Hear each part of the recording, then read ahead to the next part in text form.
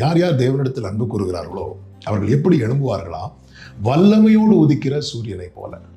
சூரியன் உதிக்கிறது நமக்கு நன்றாய் தெரியும். சூரியன் உதிப்பதற்கு முன்பதாக அவ்வளவு இருள் இருக்கும், மொத்த இருளும் சூழ்ந்திருக்கும், எதுவுமே இல்லை, ஃபுல்லா இருட்டு.